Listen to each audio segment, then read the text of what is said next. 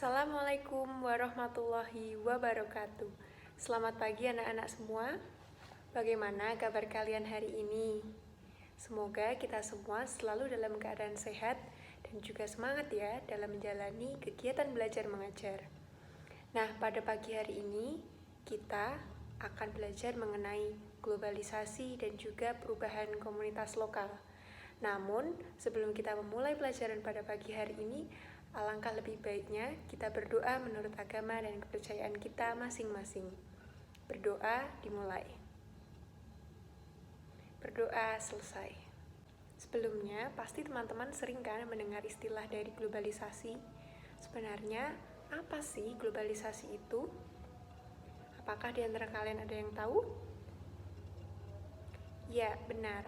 Globalisasi merupakan meluasnya pengaruh kebudayaan dan juga ilmu pengetahuan ke seluruh penjuru dunia. Adanya globalisasi ini menyebabkan batas antara negara satu dengan yang lainnya itu menjadi semakin transparan dan juga memudar. Menurut Selo Sumarjan, globalisasi merupakan suatu proses terbentuknya sistem organisasi dan komunikasi antar masyarakat dunia. Sedangkan menurut Lodge, globalisasi adalah suatu proses yang menempatkan masyarakat dunia dapat menjangkau antara satu dengan yang lainnya serta saling terhubung dalam berbagai aspek kehidupan, seperti aspek ekonomi, aspek politik, aspek sosial, aspek budaya, dan juga lingkungan. Selanjutnya, ada proses perkembangan dari globalisasi. Nah, terdapat 3 tahap perkembangan dari globalisasi ini. Yang pertama ada pramodern, yang kedua awal modern, yang ketiga adalah modern atau masa yang akan datang. Yang pertama yaitu pramodern. Ini ditandai oleh adanya perjalanan jalur sutra, di mana jalur tersebut digunakan oleh Cina dan juga India dalam melakukan perdagangan melalui jalur laut. Selain itu, jalur sutra juga menghubungkan antara Asia Timur dan juga Barat. Yang kedua adalah pada masa awal modern. Ini ditandai dengan adanya penjelajahan samudra yang dilakukan oleh bangsa-bangsa Eropa menuju ke benua-benua lain untuk mendapatkan rempah-rempah. Yang ketiga adalah pada masa modern atau yang akan datang. Ini ditandai dengan adanya perkembangan dari teknologi, informasi, dan juga budaya.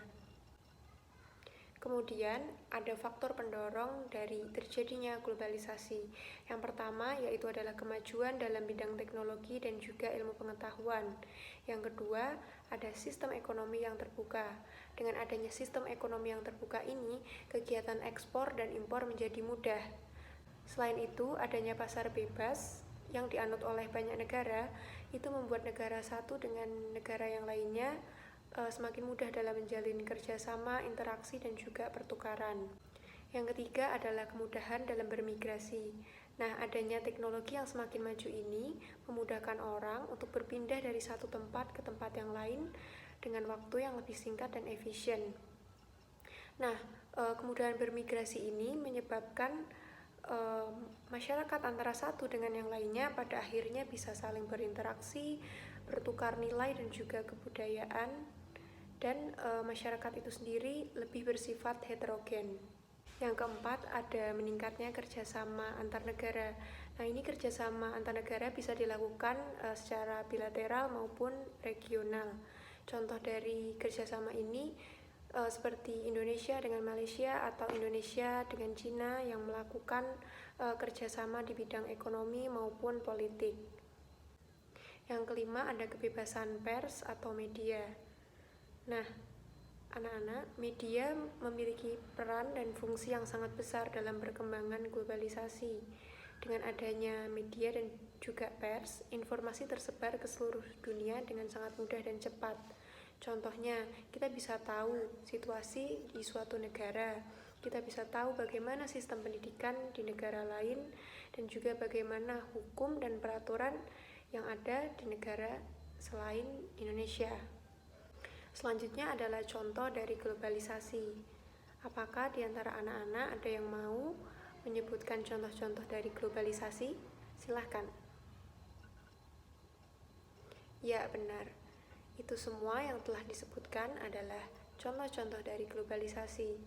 Anak-anak juga bisa melihat beberapa gambar yang telah Ibu tampilkan. Ini merupakan contoh-contoh dari globalisasi. Adanya globalisasi tentu saja bisa memberikan dampak positif maupun negatif bagi kehidupan kita.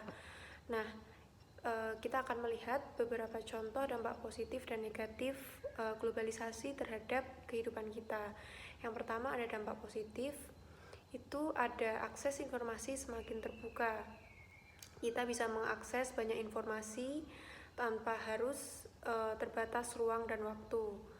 Yang kedua, ada komunikasi semakin mudah dan cepat.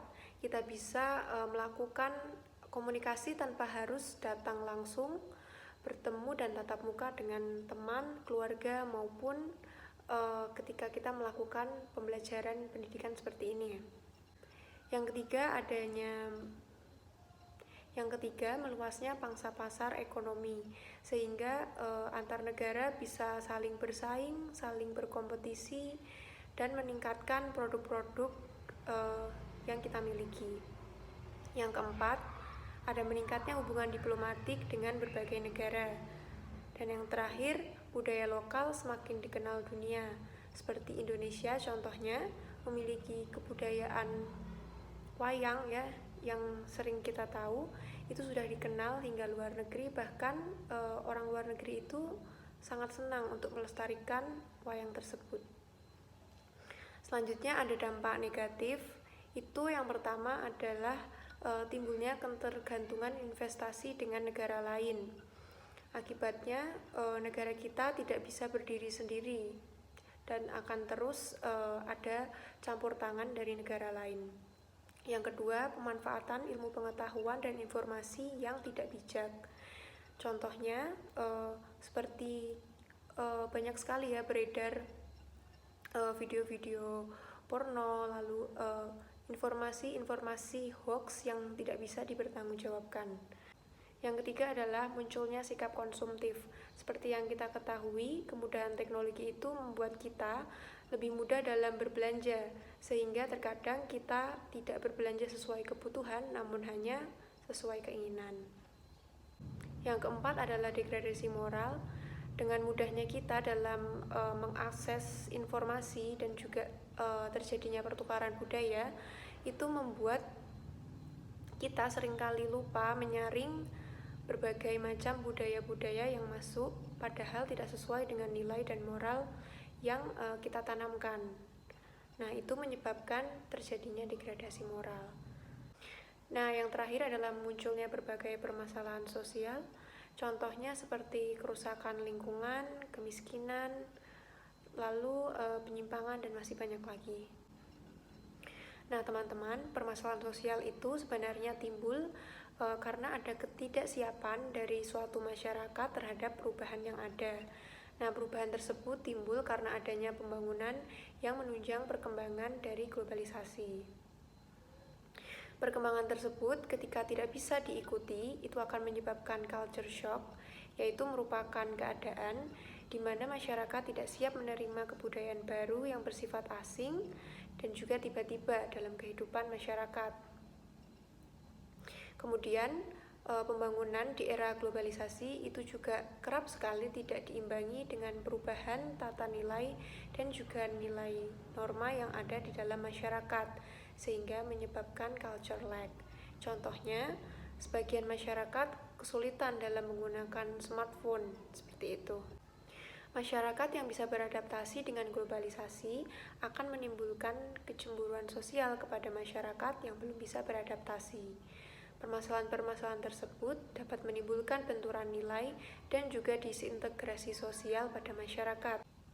Pada akhirnya, masyarakat mengalami anomi sosial dan juga pergeseran nilai, norma, dan juga perilaku, sehingga muncullah ketimpangan sosial di berbagai bidang. Nah, selanjutnya kita akan membahas mengenai ketimpangan sosial yang terjadi akibat globalisasi. Yang pertama ada ketimpangan sosial di bidang ekonomi. Jadi globalisasi ini menyebabkan perekonomian tumbuh secara tidak merata, yaitu hanya di beberapa wilayah saja, seperti kebanyakan di wilayah Jawa. Sedangkan di bagian timur itu masih banyak sekali ya pembangunan sarana prasarana maupun akses yang belum memadai. Nah, ini bisa memunculkan praktek kapitalisme sehingga menampakkan bagi masyarakat kelas atas dan juga kelas bawah. Yang selanjutnya ada ketimpangan di bidang politik. Nah, adanya dominasi politik ekonomi oleh suatu negara terhadap dunia itu bisa menyebabkan ketimpangan sosial. Contohnya seperti negara Amerika Serikat yang kita kenal memiliki super power ya terhadap dunia sehingga memiliki pengaruh yang besar seperti dari segi kebijakan internasional. Kemudian ada ketimpangan budaya. Nah, ini seperti yang sudah Ibu jelaskan tadi ya, bahwa kurangnya penyaringan budaya-budaya tersebut pada akhirnya bisa merusak nilai dan moral yang sudah ada pada negara kita ini. Selain itu, budaya dari negara lain itu juga bisa mendominasi. Contohnya seperti budaya K-pop yang kita tahu itu sudah mulai menjamur dan mendominasi, sedangkan budaya-budaya kita sendiri itu justru kurang dilestarikan dan kurang dijunjung tinggi. Kemudian ada strategi dan berbagai pendekatan pemberdayaan untuk mengatasi ketimpangan sosial akibat dari globalisasi. Menurut Jim Ive, pemberdayaan memiliki hubungan yang erat dengan dua konsep. Yang pertama, konsep power atau budaya, dan yang kedua adalah ketimpangan. Nah, Jim Ive mengidentifikasi beberapa jenis kekuatan yang dimiliki masyarakat yang dapat digunakan untuk memberdayakan masyarakat, yaitu adalah yang pertama, kekuatan atas pilihan pribadi, yang kedua, kekuatan dalam menentukan kebutuhan pribadi, kekuatan dalam kebebasan berekspresi, yang selanjutnya ada kekuatan kelembagaan, kekuatan sumber daya ekonomi, dan kekuatan dalam kebebasan reproduksi. Jim Ive juga membagi strategi pemberdayaan tersebut menjadi 3. Yang pertama ada pemberdayaan, perencanaan, dan juga kebijakan.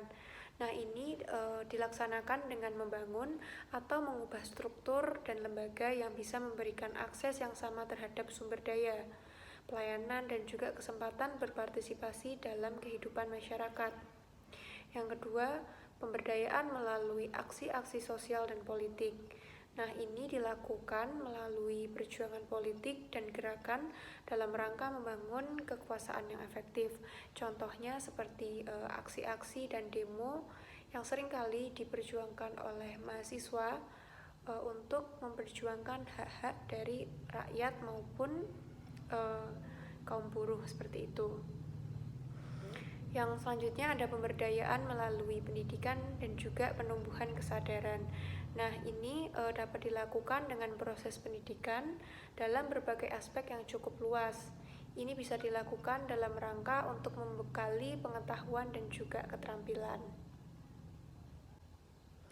Nah, mungkin itu saja yang bisa Ibu sampaikan pada pelajaran pagi hari ini mengenai globalisasi dan perubahan komunitas lokal, agar anak-anak semua bisa lebih paham mengenai konsep dari globalisasi dan perubahan komunitas lokal ini.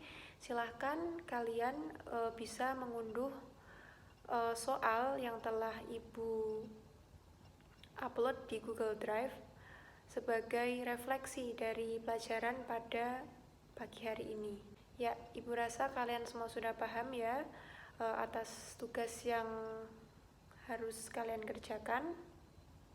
Mungkin itu saja. Terima kasih atas partisipasi, semangat, dan juga perhatian dari anak-anak semua. Kurang lebihnya mohon maaf. Tetap jaga kesehatan dan juga semangatnya ya. Wassalamualaikum warahmatullahi wabarakatuh.